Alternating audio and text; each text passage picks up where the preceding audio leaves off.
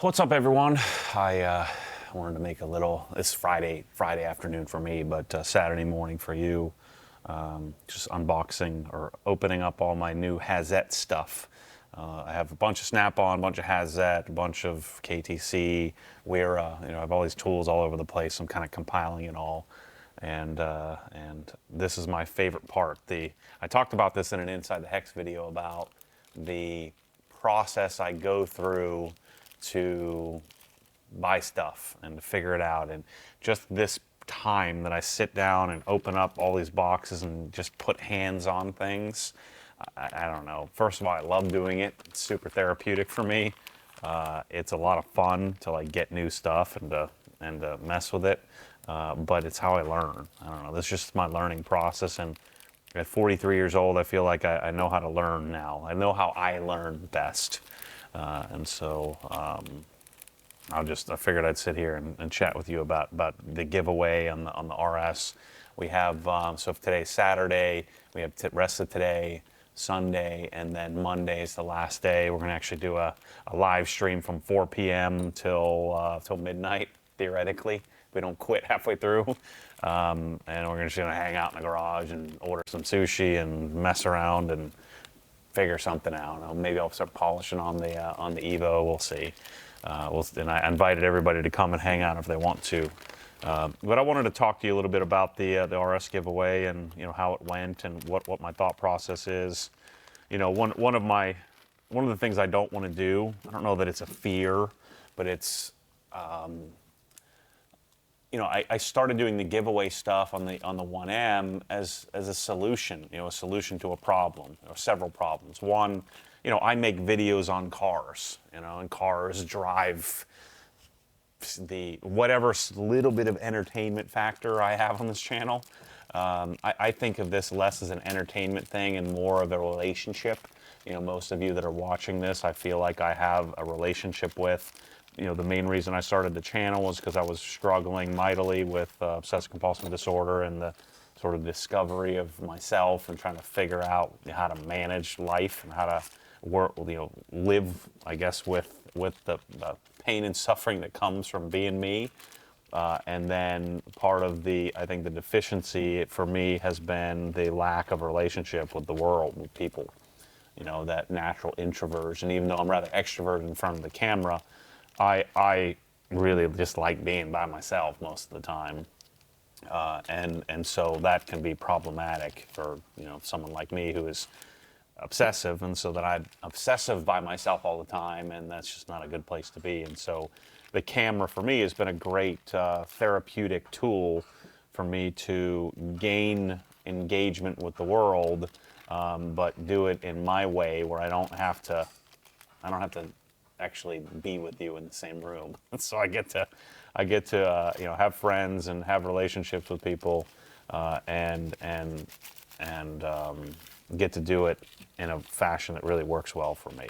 So the giveaway thing was a way for me to continue to pursue making videos and maybe adding some variety to the type of cars that, although we've done BMWs and Hondas and Porsches, which is kind of the thing that I'm interested in. But it solved a multitude of problems in that, one, I buy cars, I spend too much money on them, and then I sell them and I lose a bunch of money, and so that's a terrible business model.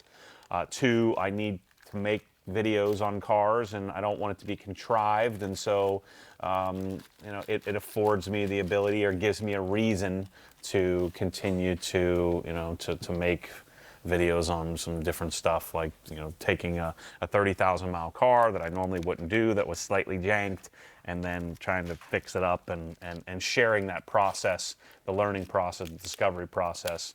And I will tell you this, at the end of this process, I don't think I want a 997.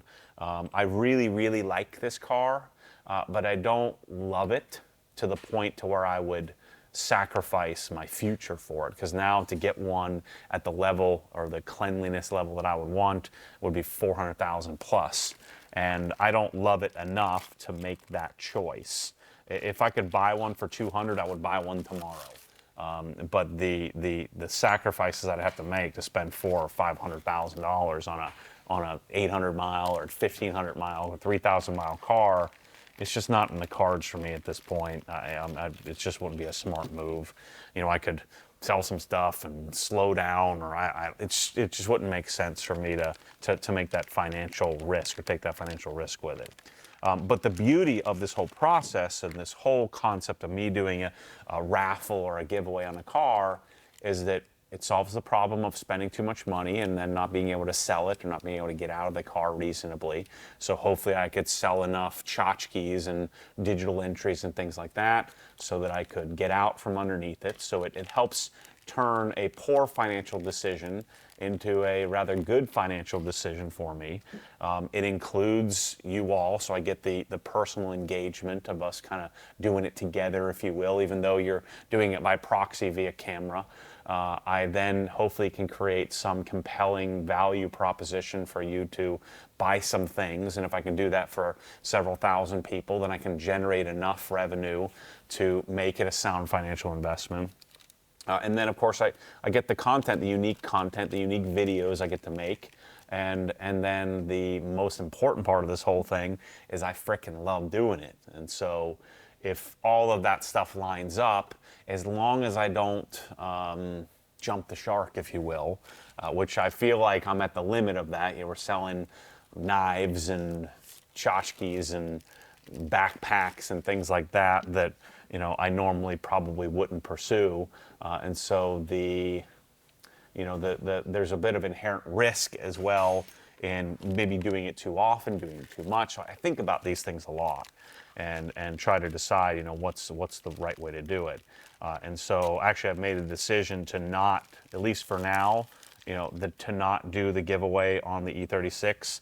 It just doesn't feel right to me. It feels like I'd be, I don't know about saturating, but I also don't have, we sort of, you know, blew our wad with cool tchotchkes for this car. And so if I did one in you know, another month or so on another car, it just doesn't feel right. I just don't think it's the right thing to do. And so I don't want to run the risk of jumping the shark or, you know, pushing a little bit too hard. But I do think that you know, so to sort of cue you in, this car, I think we're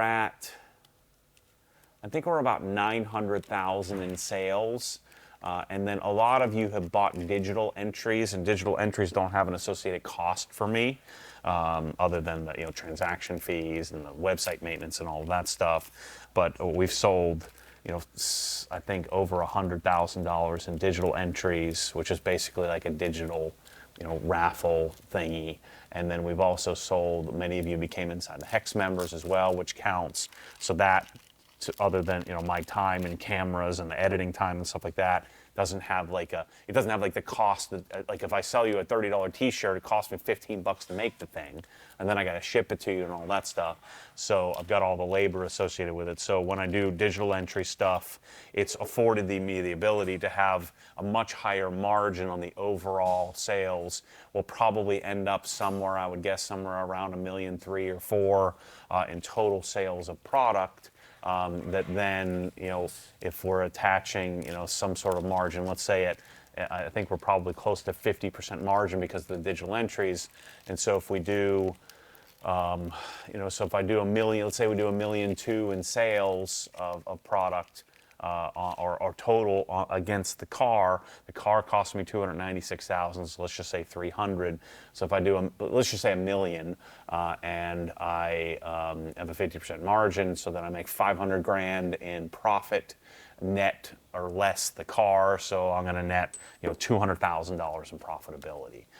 Now there's a significant question I'd have there is, am I cannibalizing, or, you know, am I using up people's, you know, available buying power? Am I messing up my, you know, ability to sell things at full margin in the future? We don't know the answer to that. I don't know that. I don't know how much sales cannibalization it's doing, and that's why to me it's so important. So, you know, let's say my normal monthly sales are, let's just say $1 million, and that $1 million is at a 35% margin. So there's $350,000 in gross profit there, and that $350,000, if I were to give away a $300,000 car, then I'd have gross profit of 50,000. That doesn't even come close to covering payroll, you know. And so, and I end up, you know, in a really tough spot. And so what I need to have happen is I need to have, let's say, $1 million in sales at 35% margin plus 750,000 in sales each month on the car, or 500,000 in sales on the car. So I need an additional revenue lift in order to cover the cost of the car, you know. And so a lot of the guys you see doing giveaways, they don't really sell stuff. Like, they're just selling tchotchkes just for the giveaway. And so anything they raise money on in a giveaway is kind of gravy, you know. And then they're generally giving away a $30,000 car or $50,000 car. And so and most of the guys that are doing giveaways have much bigger audiences, and then they're selling junk. They're selling lanyards and key tags and cell phone cases and really crappy t-shirts. Not to say that's wrong, but it's a different business model. It's a different thing. And so I do think that what we're doing is rather unique in that, like, I wanted this car and I wasn't ready to get it. And so this was a way for me to experience it. Now I know I really like it. But I know that I like the 991.1 RS more, which costs half as much. And so now I was able to answer that question, but then check all those boxes that I said earlier, and really enjoy the whole pursuit, the whole process, include you. I'm going to change somebody's life in a couple of days when we give this thing away. It's just, to me, it's been a large win. And you know, if we go back to the original giveaways, I wasn't even sure I wanted to do this because, you know, I don't play the frickin' lottery. You know, I'm not a gambler. And so am I encouraging people to gamble? And I think that, you know, again, on something like this, if I saw somebody else doing a giveaway on a car at this level done the way that I would want it done, which I haven't seen, then I would, I'd consider, you know, buying some shirts, buying some hats, or buying something if they had something cool. And so that was a really big key requisite for me if we were going to do this, that I was able to appeal to myself, you know, appeal to me as a customer if I were going to be a customer for this. And so, you know, there's a lot of sort of yin and yang of, you know, justifying doing something like this that's outside the norm of my normal comfort zone. My normal comfort zone is, I find this socket, I think this socket is great. I'm going to try to buy this socket for, say, 50% less than what it retails for, and I'm going to try to sell you it at retail, and I'm going to make the difference.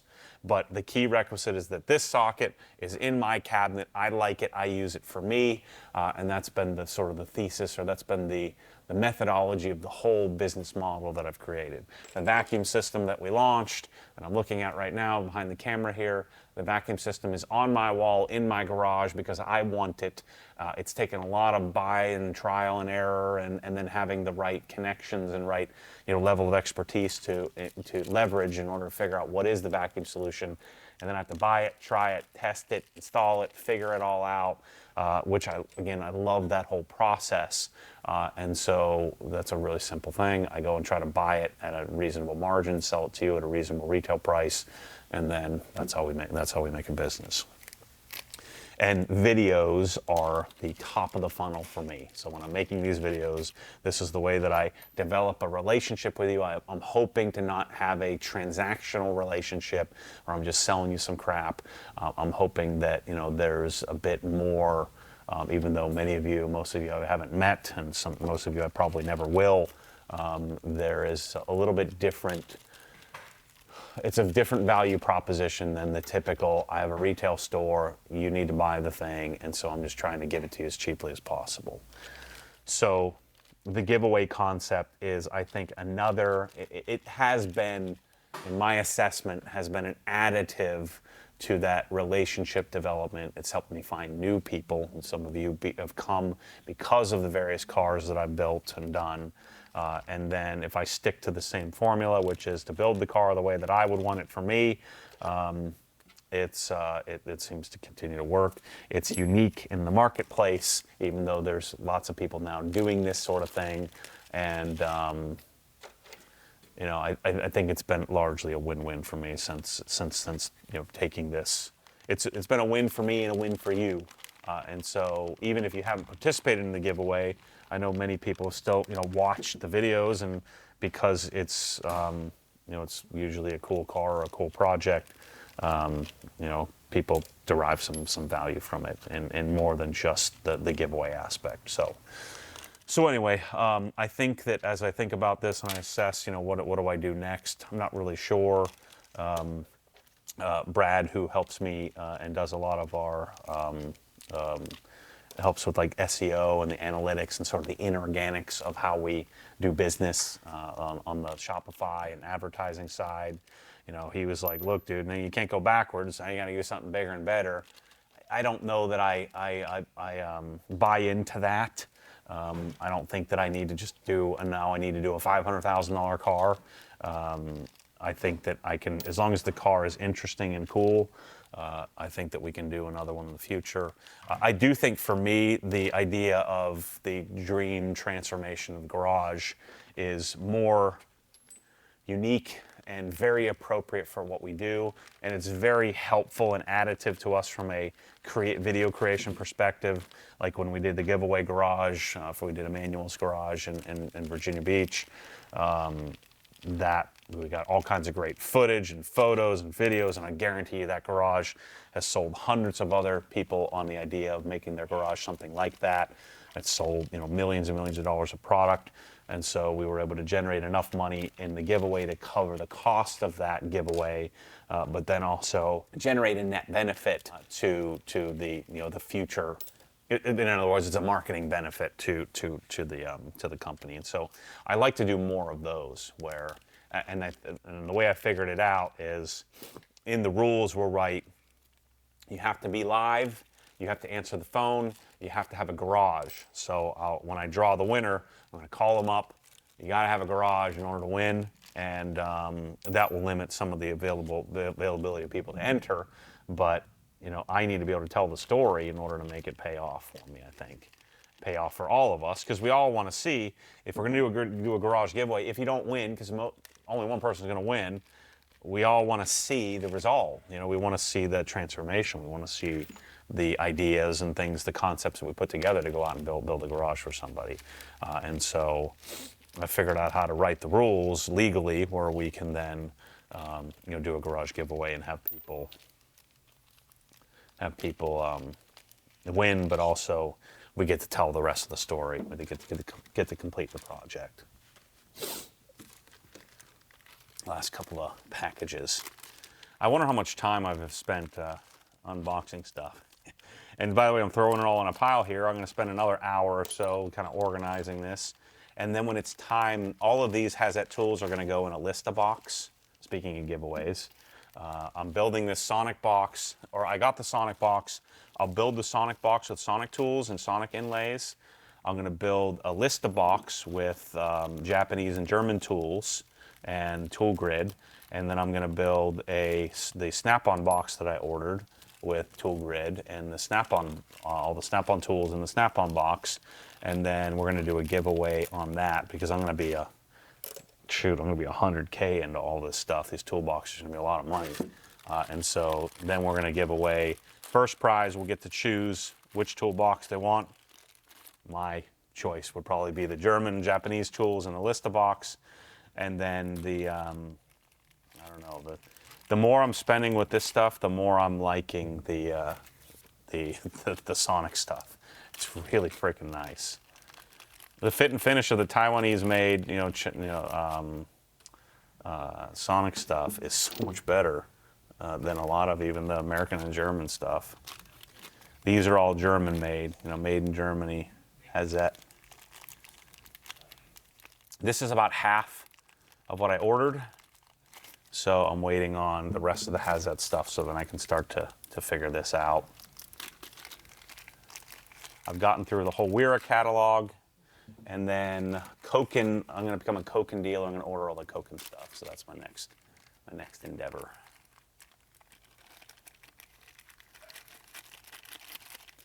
But I don't know about Hazette yet.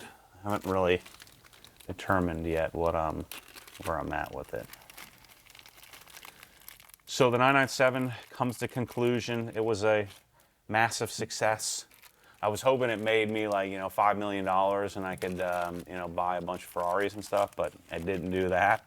so it didn't go viral, but it did. Many of you participate in it. We still have the last couple of days, which I think will do really well. So that's where I'm getting I think we'll probably do like $1 million or $1.2 million, because if we're at like 850,000 in sales. So I think lots of people last minute will go in and buy a bunch of stuff, I hope anyway.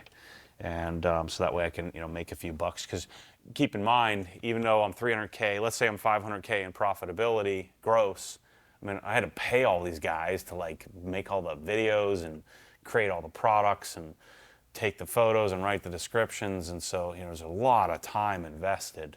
And so I'm probably break even now at $500,000 in expense. So I think, plus we had to bond, so the bond was pretty expensive. So anyway, I don't. Sometimes I don't like to know those numbers. I like to just hope it all works out. So here's the Hazette ratchets, which are nice. I'm not sure I'm in love. That's what I got to figure out as we put all these different various tools together. And then up here, I've got a bunch of Snap-on. These are freaking stupid. Snap-on stupid hammers. At least they're clean though. Garbage. The Snap-on, anything to do with a handle, with a screwdriver handle from Snap-on is borderline garbage. These are nice. I gotta give it to them. These are pretty nice. They're ugly, they're oily, they're scratched up, and these are all brand new. The ratcheting mechanism is mediocre at best, but they are like the long reach box ends are really nice. I wouldn't be surprised if they don't make these, but it says USA. And then these are the long reach, combinations. And their ratchets are decent. I certainly can't fault the ratchets. But look at these frickin' screwdrivers. These are junk. Terrible. Like this is made in 1948 and they've just stuck with it. And the sockets are okay, nothing special. The only thing special is the goofy NASCAR font that they use. The guys got together, that's it, that's the font. Freaking dorks. So, but these ratchets are pretty okay, pretty decent. So anyway, still working on tools. So that's my thought on the big mess here on the RS and future giveaways. Thought I'd share that with you. Thought you might be interested in it. I know lots of people are always interested in behind the scenes, the business aspect of it. I probably shouldn't share with you as much as I do, but I only know one way to do it. I'm not putting on for you here. Anybody who's met me in life is expecting something different, but I'm not talented enough to have multiple personalities. I only got one. I can barely survive with the one I got. So this is what you're getting. So anyway, thanks for participating, all of you. If you haven't gone on, even with the $1 million in sales, I mean, that's like if you spent a few $100, I mean, you got really significant odds of winning this thing. We've had people that won cars and things from us that spent a lot of money, and I think half of them, it's been half and half. Half of them people bought like $25 worth of stuff. Half of it people bought like $3,000 worth of stuff. And so, lots of people bought the high torque tool for this and they have decent odds. But, I mean, if you gave me a 1 in like 500 or 1 in 1,000 chance to win a GT3, I'll take those odds. If I got to put, a couple $100 in. So go to the section on the Obsessed Garage site with the unique items that are available. Know that, all that stuff is pre-order, and meaning that good old Florida thunderstorm time, meaning that oftentimes, we're ordering as much as we can, but I don't want to over-order items and end up with a bunch of wasted stock. So it might be, weeks before you get some of the stuff. I do appreciate your support. Stay tuned for whatever we come up with our next giveaway, and yeah, I'll see you. I guess I'll probably see you tomorrow. I'm gonna do. I got to pull the car out in the rain, get it dirty, so we can do a wash and talk on this weekend for you. So thanks for being here. We'll see you soon.